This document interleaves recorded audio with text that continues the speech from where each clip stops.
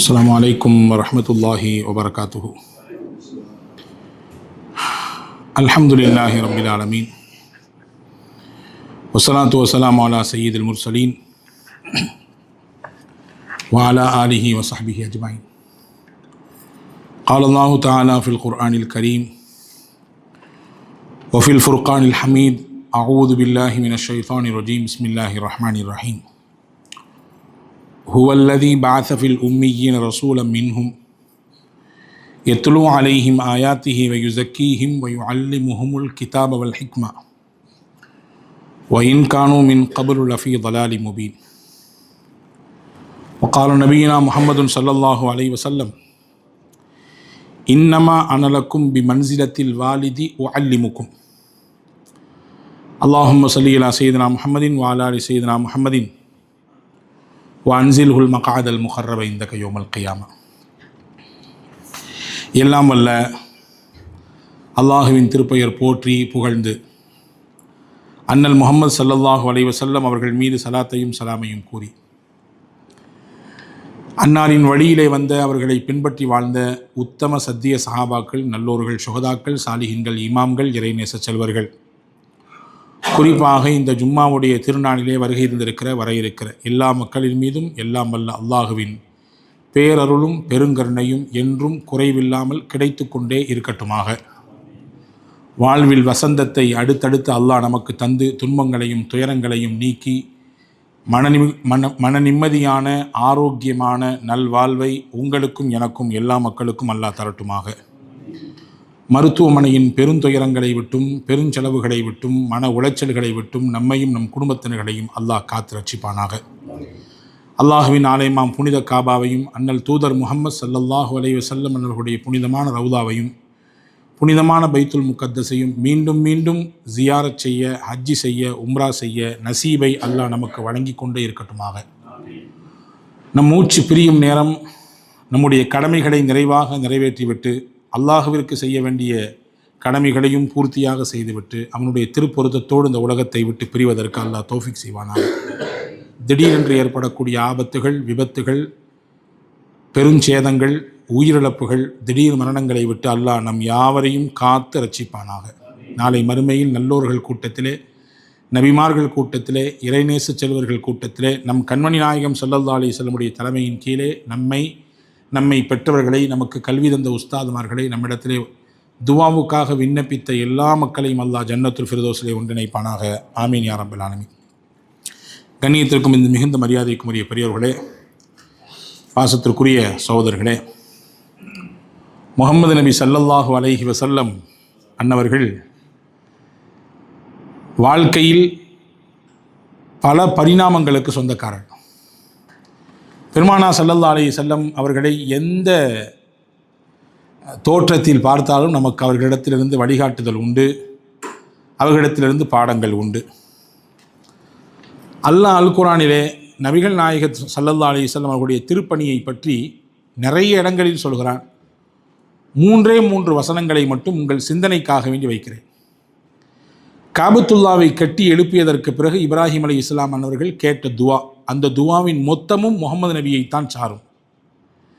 என்ன கேட்டார்கள்? ரப்பனா வபஅத் ஃபீஹிம் ரசூலம் மின் அன்ஃபுஸிஹிம் யத்லூ அலைஹிம் ஆயாத்திஹி வயுஅல்லிமுஹுமுல் கிதாப வல் ஹிக்மத வயுஸக்கீஹிம். இறைவா, இந்த மக்களுக்கு, அதாவது இந்த நகரத்தில் வாழக்கூடிய மக்களுக்கு, அப்படி சுருக்கி பார்த்து விடவும் முடியும், விரிவான பொருள் கொண்டும் பார்க்கலாம். உலகத்தில் வாழக்கூடிய எல்லாருக்கும் இந்த மக்களிலிருந்து ஒருவரை நீ தூதுவராக அனுப்ப வேண்டும். அந்த தூதுவரின் பிரதான பணி என்ன? யத்லூ அலைஹிம் ஆயாத்திஹி, வேத வசனங்களை, வரிகளை அவர் ஓதி காண்பிப்பார். வயுஅல்லிமுஹுமுல் கிதாப வல் ஹிக்மா, வேதத்தையும் ஞானத்தையும் அவர் கற்றுக் கொடுப்பார். வயுஸக்கீஹிம், மக்களின் மனங்களில் மண்டி கிடக்கக்கூடிய அறியாமையை, இருளை நீக்கி அந்த மக்களின் மனங்களை தூய்மைப்படுத்துகிற மகத்தான பணியை அவர் செய்வார். இப்ராஹிம் அலைஹிஸ்ஸலாம் கேட்ட துவா இது. இதை நிறைவேற்றி தர வேண்டும் என்று அல்லாஹ்விடத்தில் கேட்டார்கள். யாரை மையமாக வைத்து கேட்டார்கள்? முஹம்மது நபியைத்தான் மையமாக வைத்து கேட்டார்கள். எனவே தான் அல்லாஹ் அந்த ஊரிலிருந்து, அந்த மக்களிலிருந்து, அந்த ஊரில் பிரதான குடும்பமாக வாழ்ந்த குறைஷிகள், அந்த குறைஷிகளிலேயே பனு ஹாஷிம்களிலிருந்து ஒருவராக முகமது ஸல்லல்லாஹு அலைஹி வஸல்லம் அன்னவரை அல்லாஹ் தேர்வு செய்தான். இதை இறை தூதராக அனுப்பினான். எனவே இறைவன் தூதர் முகமது ஸல்லல்லாஹு அலைஹி வஸல்லம் பிற்காலத்தில் தன் வருகையை பற்றி சொல்லும் பொழுது சொன்னாங்க, அன தஅவத்து அபி இப்ராஹீம், நான் என் தகப்பனார் இப்ராஹீமின் துவா, அதன் பிரதிபலன் என்றார்கள். காபாவை கட்டி முடித்ததற்கு பிறகு இப்ராஹிம் நபி கேட்ட துவாவிற்கு அல்லாஹ் என் மூலமாக பதில் தந்தான். அவர்கள் கேட்ட துவா அல்லாஹ் என் மூலமாக விடையளித்தான் என்று சொன்னார்கள். இது முதல் வசனம், சூரா பக்ராவிலே இடம்பெறுகிறது. அடுத்த வசனம் பாருங்கள். இந்த துவாவிற்கு பதில் கொடுக்கும் முகமாக அல்லாஹ் பேசினான். அது எங்கே இடம்பெறுகிறது? சூரா ஆலு இம்ரானிலே இடம்பெறுகிறது. லக்கது மன்னல்லாஹு அலல் முஃமினீன், மூமின்களுக்கு அல்லாஹ் பேருபகாரம் செய்து விட்டான்.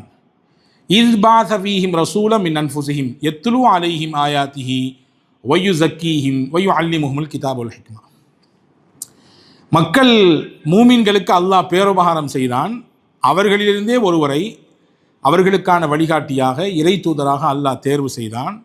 அந்த இறை தூதரின் பிரதான பணி என்ன? அல்லாஹ் சொல்கிறான், வேத வசனங்களை ஓதி காண்பிப்பார், மக்களின் மனங்களில் மண்டி கிடக்கக்கூடிய அறியாமையை, இருளை போக்கி அதை தூய்மைப்படுத்தும் பரிசுத்தப்படுத்துகிற வேலையை செய்வார், வேதத்தையும் ஞானத்தையும் கற்றுக் கொடுப்பார். இப்ராஹிம் அலைஹிஸ்ஸலாம் கேட்ட அதே ஆங்கிள்லே அல்லாஹ் பதில் சொல்கிறான். ஆனால் என்ன கொஞ்சம் டிஃப்ரெண்ட்டு. இப்ராஹிம் அலைஹிஸ்ஸலாம் யுஸக்கீஹிம் என்ற வார்த்தையை கடைசியில் சொன்னாங்க. அல்லாஹ் சொல்லும் பொழுது அந்த வார்த்தையை முன்னாடி சொல்கிறான். அதற்கு ஏகப்பட்ட விளக்கங்களை மார்க்க அறிஞர்கள் தருகிறார்கள். இங்கே அல்லாஹ்விடத்திலே இப்ராஹிம் கேட்ட துவாவிற்கு அல்லாஹ் கொடுத்த பதில். அப்படியாக இந்த ஆலு இம்ரானின் வசனத்தை பார்க்கலாம். மூன்றாவது ஒரு வசனத்தை ஞாபகப்படுத்துகிறேன். ஒவ்வொரு வாரமும் பிரதானமாக உலகத்தில் பல பள்ளிகளில் ஓதப்படக்கூடிய ஜும்மாவுடைய தினத்தில் ஓதப்படக்கூடிய ஒரு அத்தியாயம்தான் சூரத்துல் ஜும்ஆ. அந்த ஜும்மா அத்தியாயத்தினுடைய 2வது வசனம். அல்லாஹ் அங்கே என்ன சொல்கிறான்? இறை தூதரை நாம் அனுப்பினோம். யாருக்கு அனுப்பினோம்? யாருக்காக சொல்லிக் கொடுக்க அனுப்பினோம்? அவருடைய பிரதான பணி என்ன என்பதையும் அல்லாஹ் அங்கே பட்டியலிடுகிறான். ஹுவல்லதி பஅஸ ஃபில் உம்மீன ரசூலம் மின்ஹும். இவர் யார் தெரியுமா? அந்த இறை தூதர் உம்மியான மக்களிடத்திலே அனுப்பப்பட்டிருக்கிறார். உம்மியான மக்களுக்காக வேண்டி அனுப்பப்பட்டிருக்கிறார். அவர் என்ன செய்வார்? அதே 4 பிரதான பணி. அல்லாஹ் சொன்ன இப்ராஹிம் அலைஹிஸ்ஸலாம் கேட்ட அதே 4 பணி. யத்லு அலைஹிம் ஆயாத்திஹி வயுஸக்கீஹிம் வயுஅல்லிமுஹுல் கிதாப வல் ஹிக்மா. வேதத்தை ஓதுவார், மக்கள் மனங்களை பரிசுத்தப்படுத்துகிற மகத்தான பணியை செய்வார், வேதத்தை கற்றுக் கொடுப்பார், ஞானத்தையும் கற்றுக் கொடுப்பார். இங்கே இந்த 3 வசனங்களிலும் ஒரே விஷயத்தை திரும்ப திரும்ப பேசுகிறது. அல்லாஹ்வின் திருத்தூதருடைய மகத்தான பணியை பற்றி பேசுகிறது. இந்த 3 வசனங்களிலேயுமே நாயகத்தினுடைய திருப்பணி பேசப்படுகிறது. ஆனால் நான் படித்த இந்த 3வது வசனம் இருக்கிறதே, அதிலே கூடுதலாக ஒரு செய்தி இருக்கிறது. என்ன செய்தி என்னால், எந்த மக்களுக்கு அவர் அனுப்பப்பட்டார்?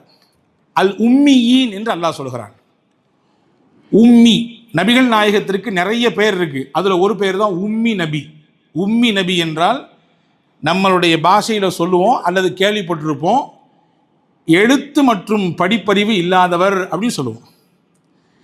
ஆனால் நபியிடத்தில் இணைக்கும் பொழுது அப்படியான ஒரு ஒழுக்க குறைவான வார்த்தைகளோடு பேசக்கூடாது. ஏனென்றால் படிப்பறிவு எழுத்தறிவு இல்லாதவரை உலகம் எப்படி பார்க்கிறது என்பதை பார்க்கிறோம் இல்லையா? அப்படி நபியோடு இணைக்கக்கூடாது.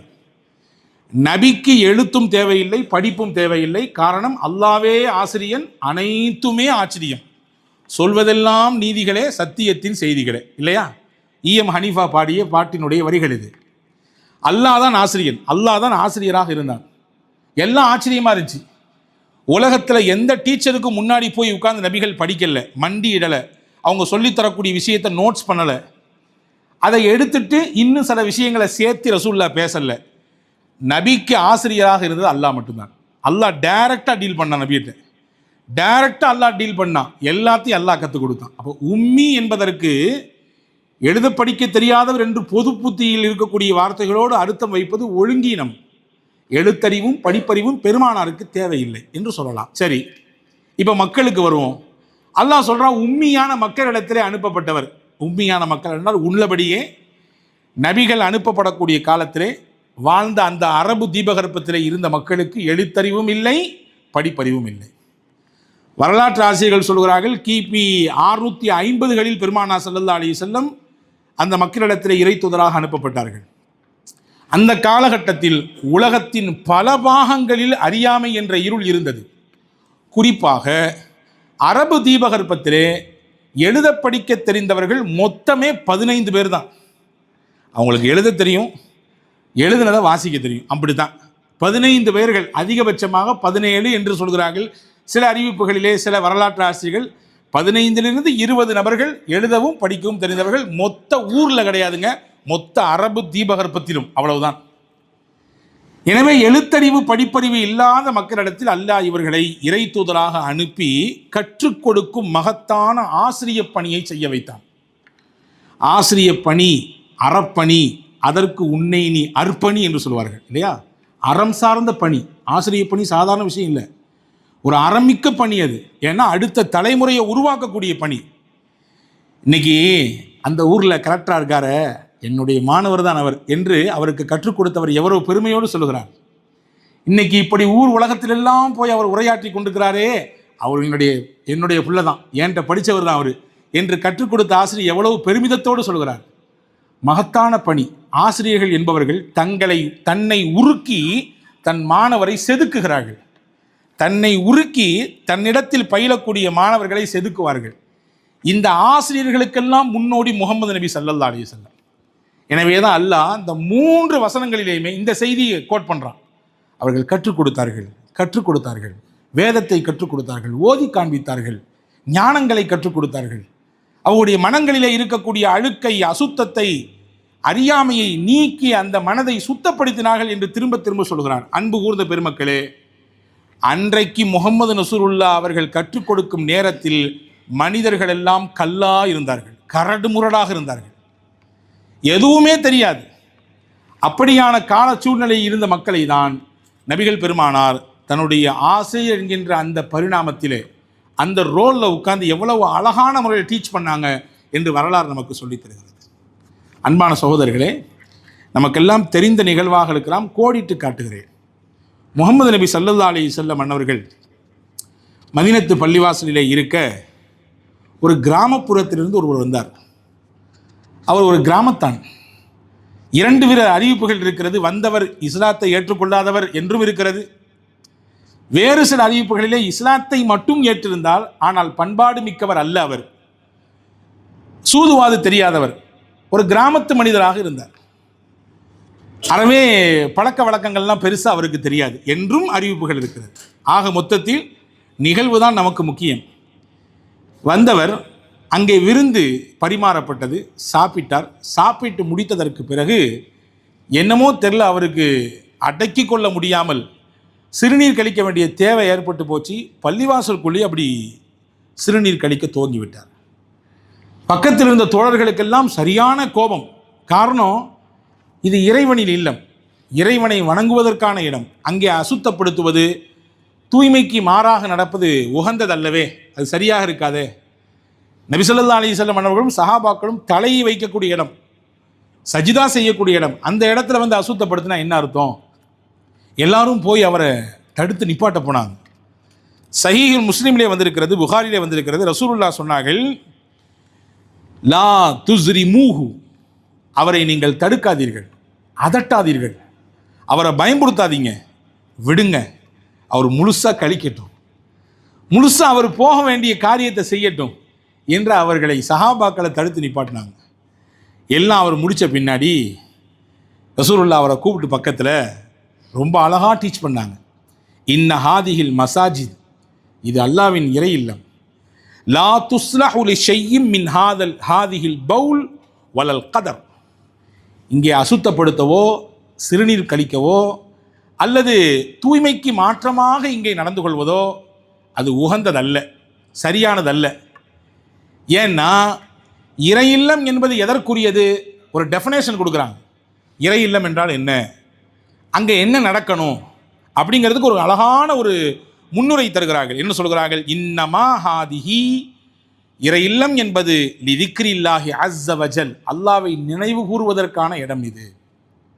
வஸ்ஸலாத்தி வகிராத்தில் குர்ஆன், தொழுவதற்கான இடம் இது, சஜிதா செய்வதற்கான இடம். இறை வேதமான அல் குர்ஆனை வாசிப்பதற்கான இடம்.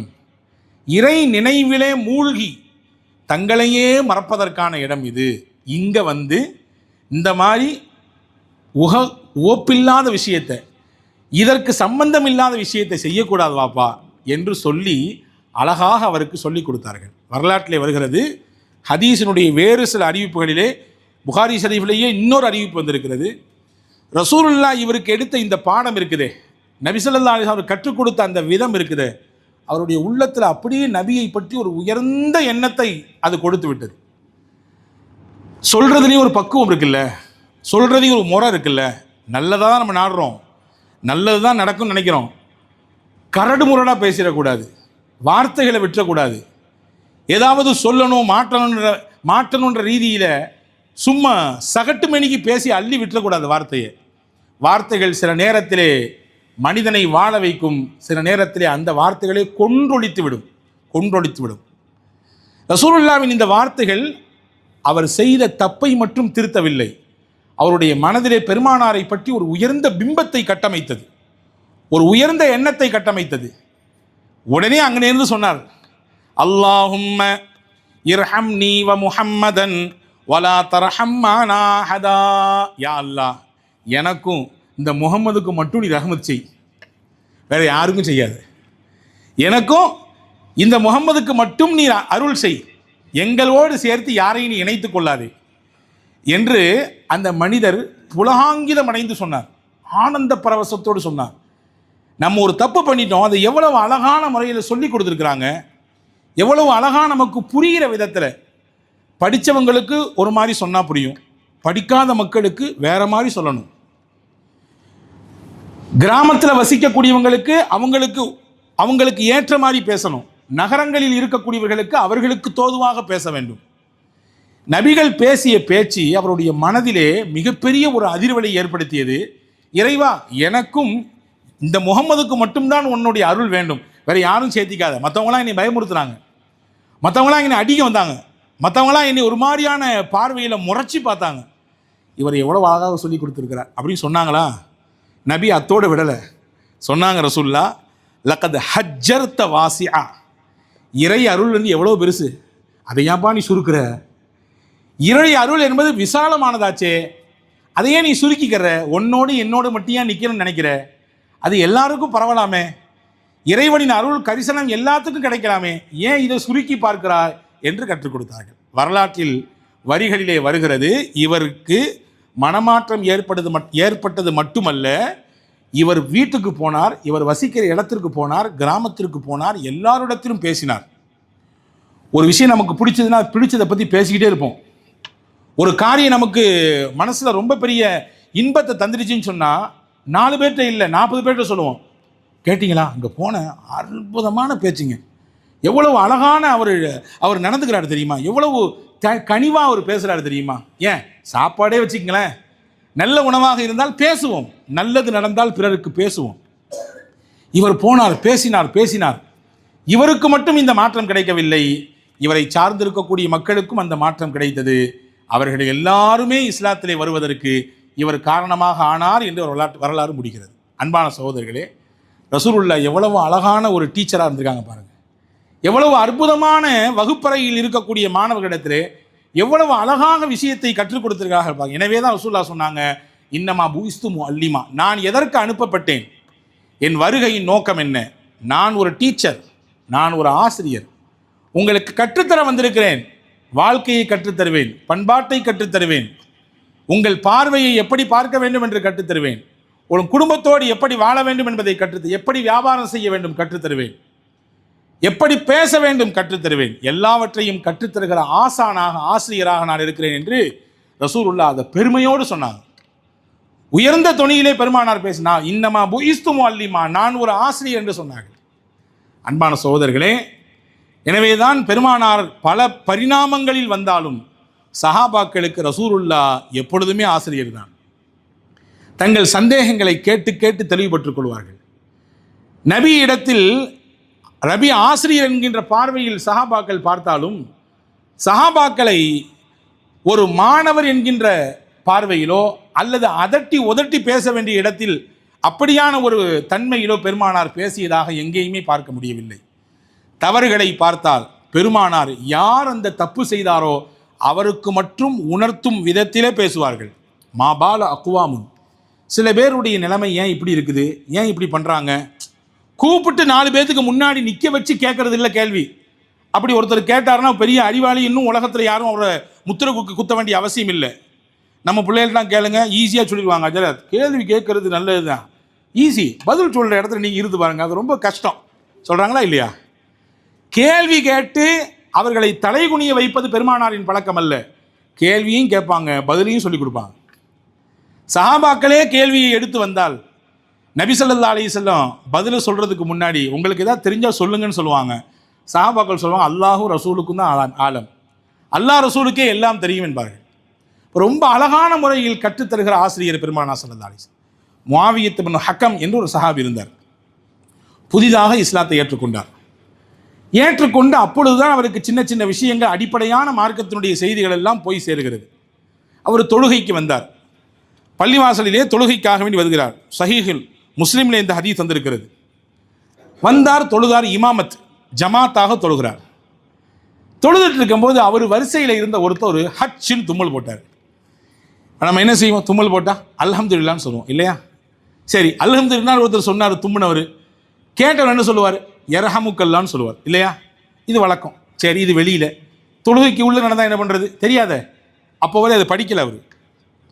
இவர் நினச்சிக்கிட்டாரு தொழுவும் பொழுது அல்ஹம்துலில்லாஹ் சொன்னால் தும்முனா அல்ஹம்துலில்லாஹ்னு தும்மி அவர் சொல்லுவார். பக்கத்தில் இருக்க ஒரு யர்ஹமுக்கல்லா சொல்லி ஆகணுமே அப்படின்னு நினச்சிட்டு தும்மி முடிச்சார் பாருங்க.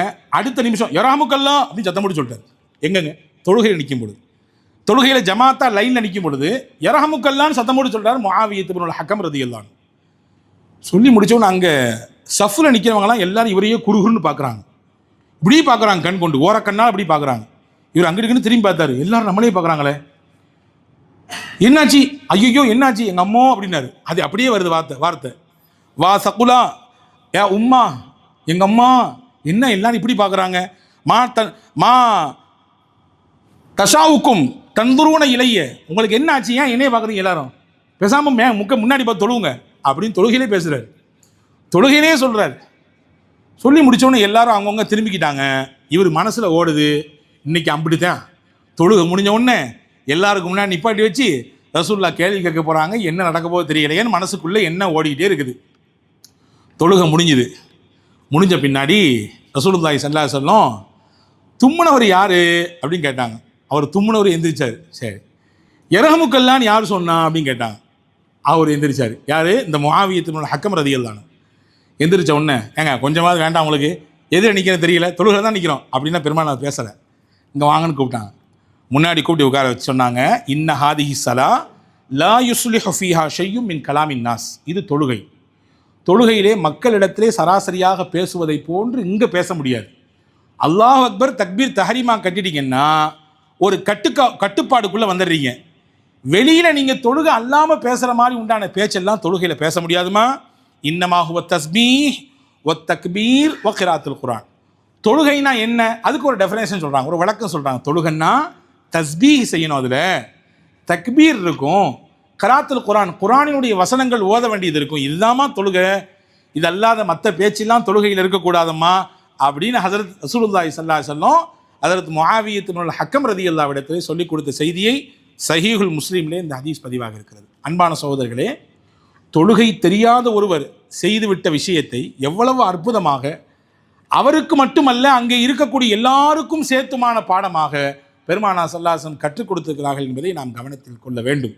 இப்படி சின்னதிலிருந்து பெரிய விஷயங்கள் வரை ஒவ்வொன்றாக கற்றுக் கொடுத்து பழக்கப்பட்டதினாலே பெரும் பிரச்சனைகள் வருகிற நேரத்திலும் கூட சஹாபாக்கள் நாயகத்தின் வகுப்பறையில் படித்ததினாலே அதை மிக எளிமையாக கையாளக்கூடிய பக்குவத்தை முழுமையாக பெற்றிருந்தார்கள் சஹாபா பெருமக்கள். அன்பான சகோதரர்களே, முஆவியா ரலியல்லாஹு அன்ஹு, இந்த முஆவியா வேற, முஆவியத் இப்னு அபூ சுஃபியானுடைய மகன் முஆவியா. இந்த முஆவியா ரலியல்லாஹு தஆலா அன்ஹு அவர்கள் வாழ்க்கையில் நடந்த ஒரு நிகழ்ச்சியை சொல்கிறாங்க. தபரானியில் இந்த ஹதீஸ் வந்திருக்கிறது.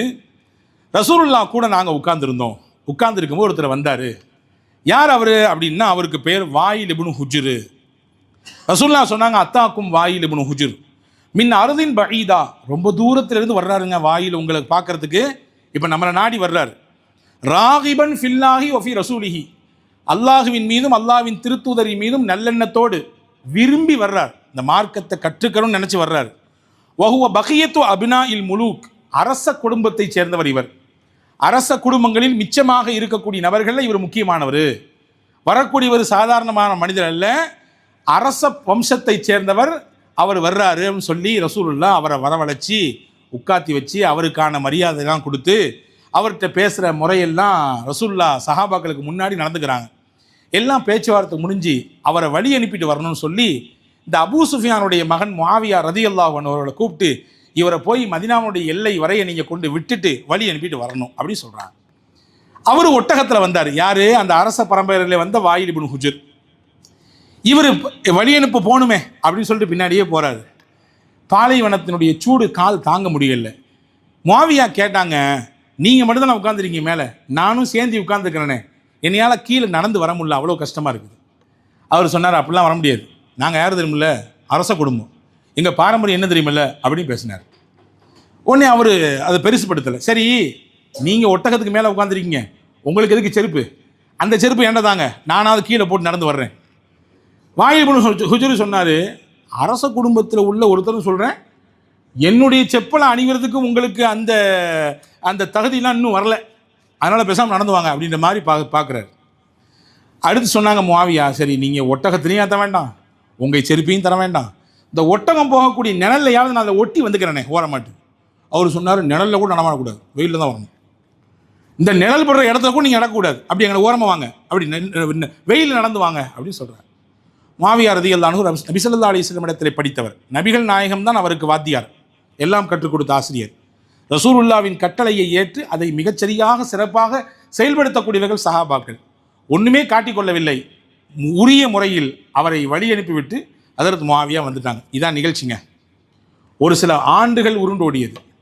ஷாமிலே அப்பொழுது இருந்தார்கள் முஆவியா. ஷாம் என்றால் இன்றைய சிரியா. அந்த பகுதிக்கு ஆளுநராக, ஆட்சியாளராக இருந்தார்கள் ஹஜ்ரத் முஆவியா ரலியல்லாஹு அன்ஹு. அந்த நேரத்தில் இதே வாயில் இப்னு ஹுஜர் முஆவியா ரலியல்லாஹு சந்திக்கணுன்ற மாதிரியான ஒரு நெருக்கடி நேரம். ஆட்சியாளரை சந்தித்து சில விஷயங்கள் பேசணும். ஏன்னா காலம் ஒரே மாதிரி இருக்காது, ஒருத்தருடைய கையிலே எல்லாம் இருக்காது, காலம் உருண்டு கொண்டே இருக்கும். காலம் என்பது வட்டம், அது சுற்றி கொண்டே இருக்கும். இன்னைக்கு கீழே இருக்கார், நாளைக்கு மேலே இருப்பார், இன்னைக்கு மேலே இருப்பார், நாளைக்கு கீழே இருப்பார், எப்படியும் ஆகலாம். காலம் என்பது சக்கரம், சுற்றி கொண்டே இருக்கும். ஒரே நிலையில் எப்பொழுதுமே ஒருவர் இருக்க மாட்டார். அந்த சுற்றலுக்கு தோதுவாக நாமும் இயங்கிக் கொண்டே இருக்க வேண்டும். பாருங்கள், இப்பொழுது முஆவியா, அன்னைக்கு சாதாரண முஆவியா, நாயகத்தின் நபித்தோழர் என்ற மிகச்சிறந்த பட்டத்தோடு இருந்தவர், இன்றைக்கு ஆளுநராக, ஆட்சியாளராக இருக்கிறார். வாயில் இப்னு ஹுஜர் சந்திக்க வேண்டிய ஒரு நிர்பந்தம். சந்திச்சாங்க.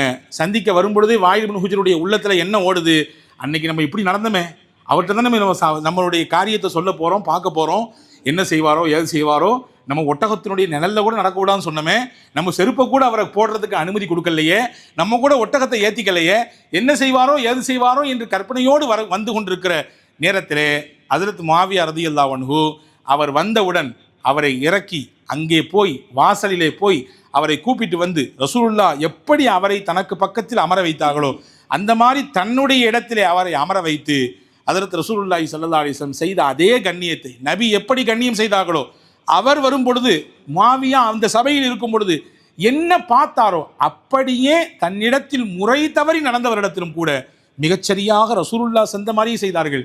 செய்துவிட்டு சொன்னார்கள் முஆவியா ரலியல்லாஹு அன்ஹு, நீங்கள் அன்னைக்கு முகமது நபியினுடைய சபைக்கு வரும் பொழுது எங்கள் நபி உங்கள்கிட்ட இப்படி தான் நடந்துக்கிட்டாங்க, உங்களை அரச குடும்பத்தை சேர்ந்தவர் என்று சொல்லி உங்களை சிறப்பு செய்ய வேண்டும், கண்ணியம் செய்ய வேண்டும், உங்களுக்கான மரியாதை தர வேண்டும் என்று நினைத்து எங்களுக்கெல்லாம் முன்னாடி வச்சு ரசூலுல்லாஹ் அப்படி நடந்துக்கிட்டாங்க, அதனால அதே ஃபாலோ பண்ணி நானும் இப்போ உங்கள்கிட்ட அப்படி நடந்துக்கிறேன் அப்படின்னு சொல்லும் பொழுது ஹஜ்ரத் வாயில் இப்னு ஹுஜர் ரலியல்லாஹு அன்ஹு இப்படி சஹாபி ஆகிட்டாங்க, முஸ்லீம் ஆகிட்டாங்க.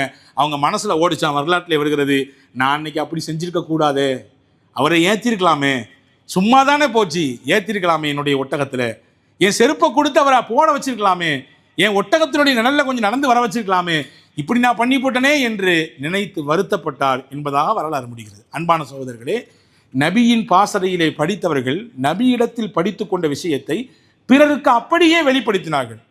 ரசூலுல்லாஹ் மிகச்சிறந்த ஆசிரியர் என்பதற்கான அடையாளம் தன்னிடத்தில் பயின்ற மாணவர்களை தன்னை போன்றே பண்புகளாலும் குணத்தாலும் உருவாக்கி அடுத்த தலைமுறைக்கு அப்படியான ஒரு சிறந்த ஆளுமை மிக்கவர்களை உருவாக்கக்கூடிய பக்குவத்தை கற்றுக் கொடுத்தார்கள். அன்பான சகோதரர்களே, இந்த வாரம் முழுக்க ஒரு பிரச்சனை ஓடிக்கொண்டே இருக்கிறது. ஒரு மரியாதைக்குரிய இடத்தில் இருக்கக்கூடிய, ஒரு மாண்பான இடத்தில் இருக்கக்கூடிய ஒரு அமைச்சர் பள்ளிக்கூடத்திலே சென்று படிக்கக்கூடிய, ஒரு பிரைமரி பள்ளியில் படிக்கக்கூடிய ஒரு மாணவி இடத்தில் நடந்து கொண்ட அந்த நடவடிக்கை, பேசிய பேச்சு, அந்த அந்த அந்த குழந்தையை கூனி குறுக வைச்ச அந்த செய்தியை எல்லா தளங்களையும் நம்ம பார்த்துக்கிட்டே இருக்கோம் இல்லையா? இந்த நேரத்தில் தான் முகமது ரசூலுல்லாவின் பாடம் உலகத்திற்கு தேவைப்படுகிறது. ரசூலுல்லா எதிரியாக இருந்தாலும் கூட அவர் தன் அவைக்கு வந்து விட்டார், அவரிடத்தில் எப்படி நடந்து கொள்வார்கள்? தனக்கு வேண்டாதவர் என்று, தன்னுடைய கொள்கையை சாராதவர், தன் கொள்கைக்கு மிகப்பெரிய ஊறு விளைக்கக்கூடியவர் அப்படியாக இருந்தாலும் கூட எப்படி நடந்து கொள்வார்கள் என்கின்ற பக்குவத்தை உலகத்திற்கு ரசூலுல்லாஹ் கற்றுக் கொடுத்தார்கள். மாணவர்கள் என்பவர்கள் தன்னம்பிக்கையால் உருவாக்கப்பட வேண்டும். மாணவர்களின் தன்னம்பிக்கை சீர்குலைக்கப்படக்கூடாது என்பதை உலகத்திற்கு கற்றுக் கொடுத்தார்கள். எனவே தான் அடையாளப்படுத்தினாங்க, உங்கள்கிட்ட இந்த திறமை இருக்குது, நீங்கள் சும்மா இருக்கக்கூடாது, அதை போய் படிச்சுட்டு வாங்க அப்படின்னா. ஸைத் இப்னு சாபித் ரலியல்லாஹு இடத்துல ரொம்ப லாங்குவேஜினுடைய அந்த நாலேஜ் உங்களுக்கு அதிகமாக இருக்குது, மொழியாற்றல் அதிகமாக இருக்குது, போய் படிச்சுட்டு வாங்க, போங்க யூத மொழியை படிச்சுட்டு வாங்க. படிச்சுட்டு வந்தார், 14 நாளாக படிச்சுட்டு வந்துட்டார். அடுத்து போனார், அடுத்து நீங்கள் வந்து இந்த ஹிப்ரு மொழியை படிச்சுட்டு வாங்கினார். ரசூலுல்லாஹ் சொன்னாங்க, போனார், படிச்சுட்டு வந்துட்டார் சீக்கிரமாட்டு. உங்க நல்ல மொழி திறமை இருக்குங்க, நீங்கள் என்ன செய்யுங்க, இனிமே எனக்கு வகி வருதில்லை அதெல்லாம் எழுத ஆரம்பிச்சிருக்கேன்னாங்க. 17 வயசில் வகியை அப்படியே எழுதக்கூடிய, அச்சாக எழுதக்கூடிய ஆற்றலை ஹஜ்ரத் ஸைத் இப்னு சாபித் ரலியல்லாஹு பெற்றுக்கொண்டாங்க. 21 வயசில் ஹஜ்ரத் ஸைத் இப்னு சாபித் ரலியல்லாஹுடைய தலைமையில் தான் இன்னைக்கு நம்ம படிச்சுட்டு இருக்கோம் குர்ஆன் ஒரு புத்தக வடிவில். இந்த புத்தக வடிவத்தில் வர்றதுக்கு முக்கியமான காரணம் ஸைத் ரலியல்லாஹு. இது யார் இந்த திறமையை வெளியே கொண்டு வந்தது? ரசூலுல்லாஹ் என்ற ஆசிரியர் தான், நபி தான் கொண்டு வந்தார்கள். ஹஜ்ரத் ரசூலுல்லாஹ்வுக்கு தெரியும், இப்னு மசூத் பார்க்கறதுக்கு இப்படி பண்ணி தான் இருப்பார். நான் ஏற்கனவே சொல்லியிருக்கிறேன், சித்திர குள்ளர். குள்ளர் என்பது ஒன்று இருக்குது, சித்திர குள்ளர் ஒன்று இருக்குது, சரிங்களா? குள்ளர் என்றால் இயல்பான ஹைட்டை விட கொஞ்சம் கம்மியாக இருப்பாங்க. சித்திர குள்ளர் என்றால் ரொம்ப குள்ளமாக இருப்பாங்க. நான் நிற்கிறேன்ல, என்னுடைய இடுப்புக்கு தான் இருப்பார், அப்படித்தான் இருப்பார் சையதுனா இப்னு மசூத் ரலியல்லாஹு அன்ஹு. ரசூலுல்லாஹ் அடையாளப்படுத்தினாங்க, சாதாரணப்பட்ட ஆள் கிடையாது. குர்ஆனினுடைய ஞானமும் கருத்துக்களும் மிகச்சிறந்த ஆளுமையும் புதைஞ்சு கிடக்கு இந்த மனுஷங்கிட்ட அப்படின்றத தெரிஞ்சுக்கிட்டு அதை வெளியே கொண்டு வந்தாங்க. கொண்டு வந்துட்டு சொன்னாங்க, இவரிடத்தில் நீங்கள் குர்ஆனை படித்துக் கொள்ளுங்கள், எனக்கு ஜிப்ரீல் எப்படி கற்றுத்தந்தாரோ அப்படி ஓதுறாருங்க இவருன்னாங்க. ஜிப்ரீல் எனக்கு எப்படி சொல்லி தந்தாங்களோ அதை அப்படியே பார்க்குறேன் இவருடைய திலாவத்தில், அம்புட்டு அழகாக ஓதுறாரு. என் மார்க்கத்திலேயே நல்ல மிகச்சிறந்த அறிவாளி, மார்க்கத்தை எடுத்து சொல்லக்கூடிய ஆற்றல் இடத்துல அதிகமாக இருக்குது. அடையாளப்படுத்தினாங்க. அலமுன்னாஸி பில் ஹலால் வல் ஹராம், எது ஹலால் எது ஹராம் யாரு சொல்லுவா? என் சமுதாயத்திலே முஆது சொல்லுவார், முஆது இப்னு ஜபல். ஹலால் எது ஹராம் எதுன்ற அக்கு வேற ஆணி வேற பிரித்து போடக்கூடிய ஆற்றல் அவர்கிட்ட இருக்குது, அதை படிச்சுக்கங்க நாங்கள் ரசூலுல்லாஹ். போரின் நுட்பமும் போரின் தந்திரமும் நிறைவாக பெறப்பட்டவர் யார் தெரியுமா? காலித் பின் வலீத் இருக்கிறார். இவர் போனார்னா போருக்கு வெற்றி தான்.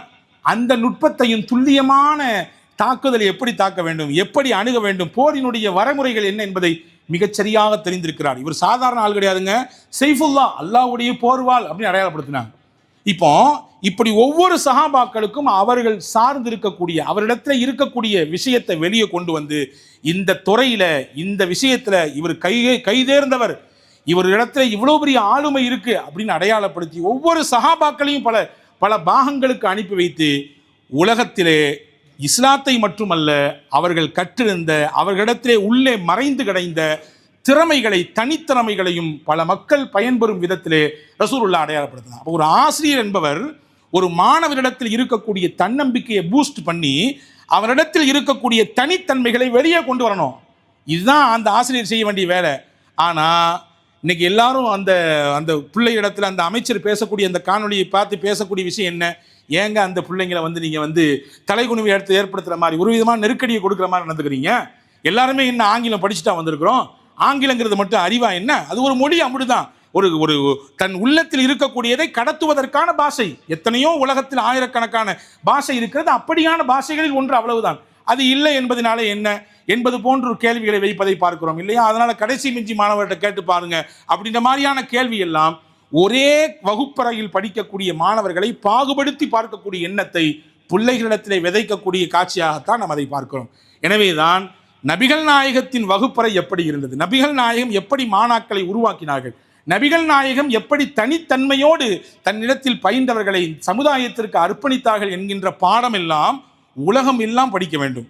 யாரெல்லாம் இந்த துறையில் இருக்கிறார்களோ அவர்களுக்கு சொல்லித்தரப்பட வேண்டும். அப்படிப்பட்ட ஒப்பற்ற குணத்திற்கும் மிகுந்த சிறந்த பண்பாட்டுக்கும் சொந்தக்காரர் எம்பெருமானார் முஹம்மது ஸல்லல்லாஹு அலைஹி வஸல்லம் அவர்களுடைய அந்த வழியிலே அவர்கள் இந்த உலகத்திற்கு விட்டு சென்ற நல்ல விஷயங்களை எல்லா மக்களுக்கும் எடுத்துச் சொல்வோம். நன்மைகள் பரவலாகுவதற்கு அல்லாஹ் நம்மையும் காரணமாக்கட்டுமாக. ஆமீன். வாஹிரு தாவானா அல்ஹம்துலில்லாஹி ரப்பில் ஆலமீன். அஸ்ஸலாமு அலைக்கும் வரஹ்மத்துல்லாஹி வபரகாத்துஹு.